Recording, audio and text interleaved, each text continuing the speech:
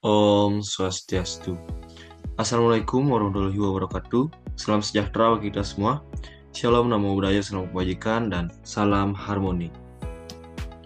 Baik, terima kasih Ibu sudah menonton video hasil laporan kami. Nah, pada presentasi video kali ini, kami akan membahas mengenai laporan hasil identifikasi dan studi kasus anak berkebutuhan khusus di SD Negeri 1 Gadung Sari. Nah, adapun anggota kelompok kami, yaitu kami berdua. Yang pertama saya, Kade Agus Sasrawidana, dengan NIM 2211031470, absen 15, dan rekan saya. Perkenalkan, nama saya Ikuti Yuda Adi Pranata dengan NIM 2211031497 dengan absen 17. Baik, selanjutnya, adapun topik pembahasan yang akan kami presentasikan, yang pertama yaitu kasus anak berkebutuhan khusus. Yang kedua, penanganan anak berkebutuhan khusus. Yang ketiga, analisis studi kasus. Yang keempat, kesimpulan.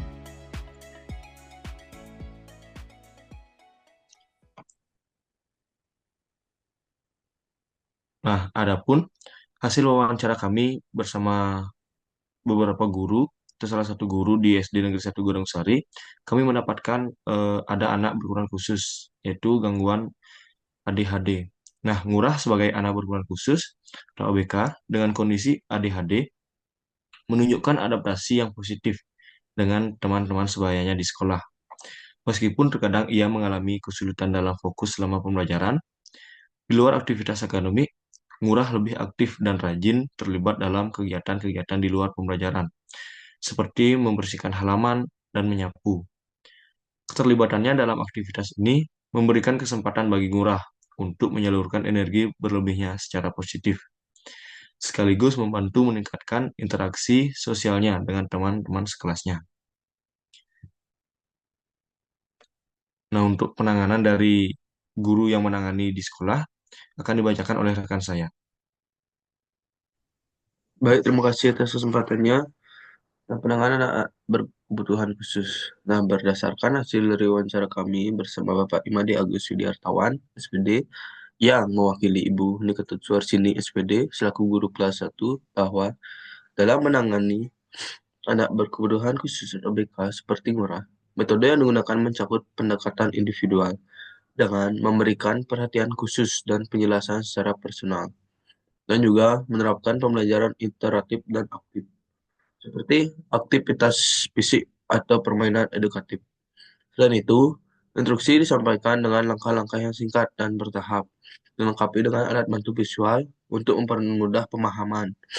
Beliau juga memberikan penguatan positif berupa pujian atas pencapaian Ngurah dan memberikan waktu istirahat singkat saat ia kehilangan fokus.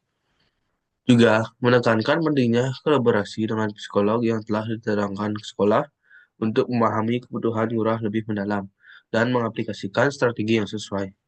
Dukungan teman sebaya juga ditekankan melalui kerja kelompok untuk membantu Ngurah merasa diterima di kelas.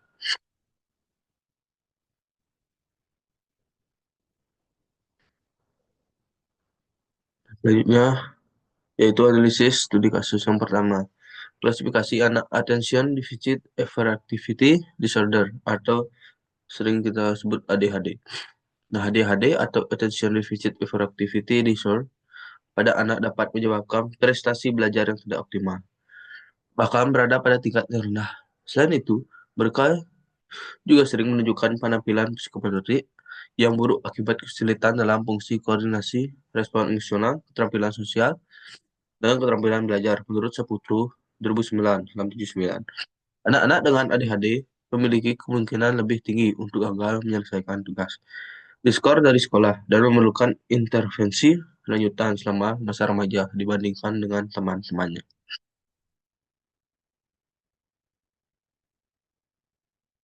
Nah, yang kedua, faktor penyebab kelainan anak Attention Deficit Hyperactivity Disorder atau ADHD merupakan gangguan kompleks yang disebabkan oleh kombinasi berbagai faktor, termasuk genetik, biologis, lingkungan, dan psikososial.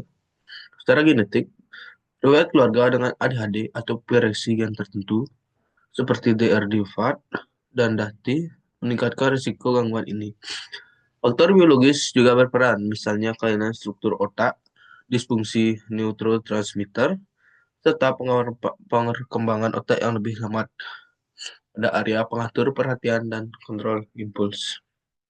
Selain itu, faktor prenatal dan perinatal seperti paparan saat berbahaya selama kehamilan, komplikasi persalinan, atau malnutrisi prenatal turut mempengaruhi perkembangan ADHD. Lingkungan yang penuh stres, paparan racun, serta pola asuh yang tidak konsisten dapat memperburuk gejala ADHD. Dalam aspek gizi, asupan makanan dengan adip tertentu ada kekurangan nutrisi penting seperti zat besi dan omega 3 juga dikaitkan dengan gangguan ini.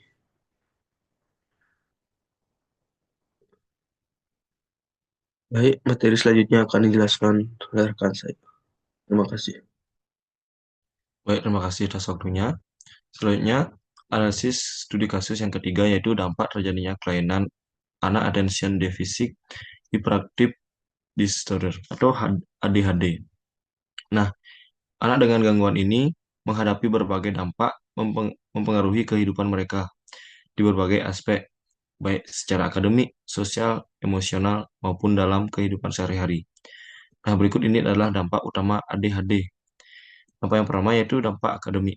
Nah, yang dimana dampak yang pertama yaitu presentasi belajar yang rendah. Kemungkinan siswa sulit memahami atau kurang fokus dalam pelajaran. Kedua, kesulitan menyelesaikan tugas. Yang ketiga, masalah perilaku di kelas. Masalah perilaku di kelas sering kali dialami oleh anak yang mengalami gangguan ADHD, seperti kurang dengan kesadaran seperti teman-temannya yang selalu ingin belajar. Yang keempat yaitu unrelative human. Nah, dampak yang kedua yaitu dampak sosial. Dampak sosial ini memuat mengenai kesulitan membangun hubungan. Nah, kesulitan membangun hubungan dengan rekan-rekan sebayanya, dikarenakan anak ADHD memiliki eh, cukup banyak gerak, tidak seperti anak-anak pada umumnya. Yang selanjutnya yaitu penolakan sosial. Dan yang ketiga, kurangnya keterampilan sosial.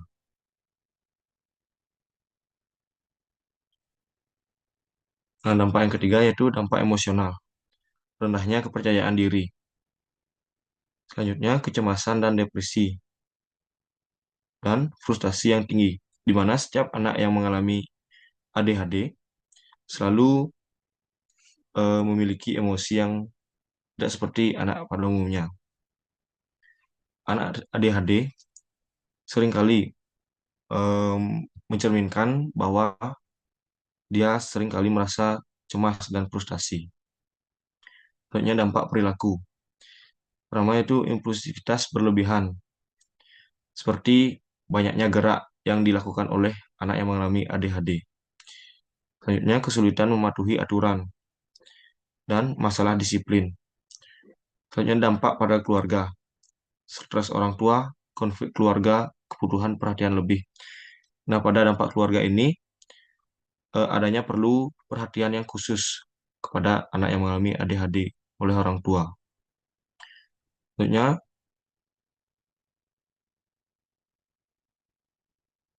dampak jangka panjang, nah, kegagalan akademik, di mana anak yang mengalami ADHD tidak selalu fokus dalam pembelajaran akademik dan kesulitan pekerjaan, dikarenakan oleh perilaku berisiko yang dialami oleh anak yang mengalami ADHD.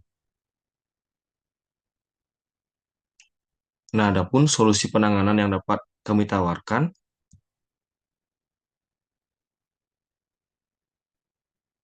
yang pertama yaitu kerjasama antar orang tua dan terapis.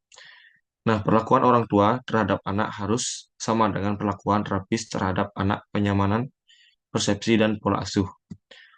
Orang tua harus menerapkan disiplin dan bersikap tegas terhadap anak, memberikan pemahaman tentang perilaku orang tua yang sekiranya tidak mendukung untuk membentuk perilaku adaptif anak.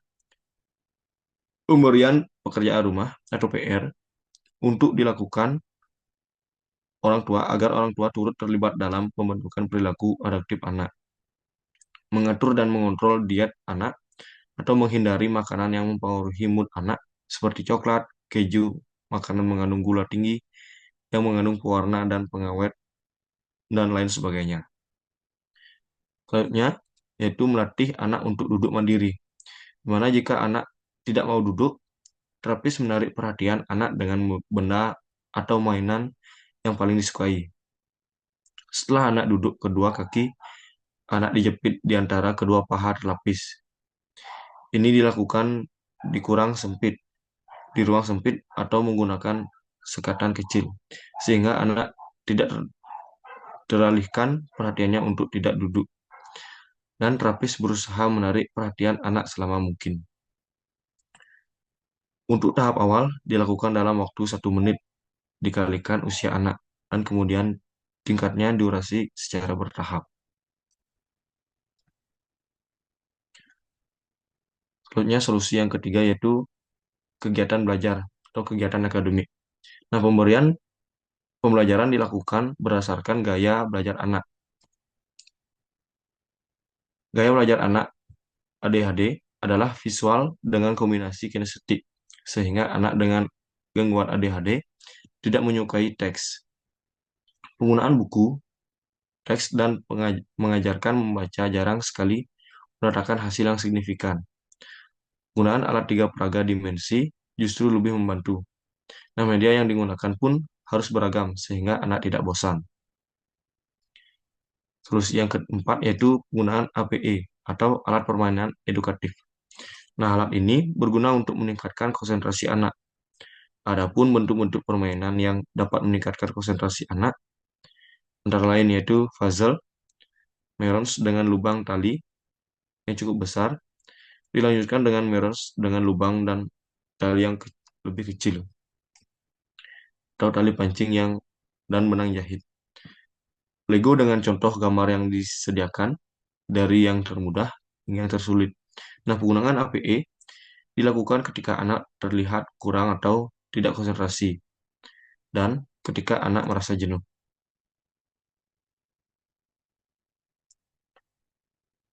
Selanjutnya, solusi yang kelima yaitu penggunaan reward. Nah, pemberian reward yang tepat dan segera setiap kali perilaku yang diharapkan muncul. Setiap perilaku yang menandakan reward akan diulang kembali oleh anak. Nah, hal ini dilakukan secara konsisten hingga perilaku itu menetap pada diri anak. Reward setiap anak berbeda-beda dan sangat individual. Jenis-jenis reward pun bisa beragam. Misalnya, pelukan, belayan, pujian, usapan, makanan, minuman, dan lain-lain. Selain sebagai media untuk membentuk perilaku anak, reward ini dapat menciptakan kedekatan antara anak dan terapis sehingga anak merasa nyaman dan mau mengikuti instruksi dan terapis. Selanjutnya yaitu terapi EFT, Emotional Freedom Technique, dan pijatan. Nah, terapi ini diberikan ketika anak jenuh, merajuk, atau merasa lelah. Terapi ini digunakan untuk menghilangkan emosi negatif dalam diri anak. Dilakukan dengan memberikan tapping atau ketukan-ketukan pada titik-titik akupuntur. Nah, teknik ini sangat efektif untuk membuat anak menjadi rileks, segar, dan bersemangat kembali. Setelah terapi EFT, anak cenderung mau untuk kembali belajar. Solusi yang selanjutnya yaitu motivasi. Nah, selain ketujuh hal yang di atas, yang tidak kalah pentingnya adalah motivasi. Ketika anak menyadari bahwa dirinya mengalami kesulitan belajar dibandingkan teman-temannya, merasa tidak mampu untuk belajar, terapis, guru, dan orang tua harus memberikan motivasi untuk meningkatkan kepercayaan dirinya.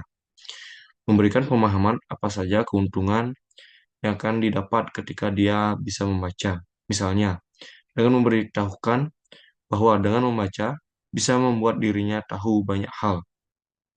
Nah, ketika anak memiliki motivasi yang kuat untuk menguasai sesuatu, maka anak akan antusias dan tidak mudah menyerah ketika tidak berhasil.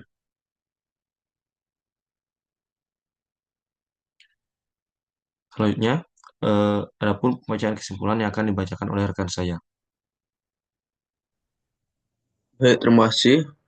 Nah, dari pemaparan materi tadi, adapun kesimpulannya yaitu anak dengan Attention Deficit Hyperactivity Disorder atau ADHD seperti Ngurah di SDN 1 Gadung Sari memerlukan pendekatan khusus dalam proses pembelajaran dan penanganan perilaku. Meskipun sekolah belum sebetulnya menerapkan program pendidikan inklusi, guru sudah mencoba memberikan perhatian khusus dengan pendekatan fleksibel dan individual, serta menciptakan suasana yang mendukung. Namun, terbatasnya fasilitas dan keterampilan guru dalam menangani ABK, serta kurangnya pelatihan untuk pendidikan inklusi menjadi kendala utama dalam memberikan dukungan maksimal. Secara umum, ADHD berpengaruh signifikan pada aspek akademik, sosial, dan emosional anak. Hal ini memerlukan kolaborasi antara sekolah, orang tua, dan tenaga profesional seperti psikolog untuk merancang penanganan yang tepat. Dalam kasus Surah, penanganan yang terfokus pada pengelolaan perilaku, pemberian perhatian khusus, serta penggunaan strategi pengajaran yang lebih menarik, seperti permainan edukatif dan aktivitas fisik, telah membantu mengoptimalkan proses pembelajaran. Waktu dan sempat saya serahkan ke moderator.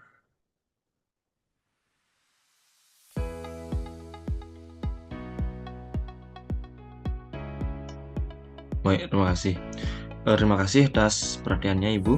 Nah, demikian presentasi kami mengenai hasil wawancara dan studi kasus yang telah kami lakukan di SD Negeri 1 Gunung Sari. Mohon maaf apabila ada kesalahan kata dan ucapan yang kami salah. Akhir kata kami tutup dengan Paramo Santi. Om Santi Santi Santi Om. Assalamualaikum warahmatullahi wabarakatuh. Salam sejahtera bagi kita semua. Shalom, namo buddhaya, salam kebajikan, dan salam harmoni.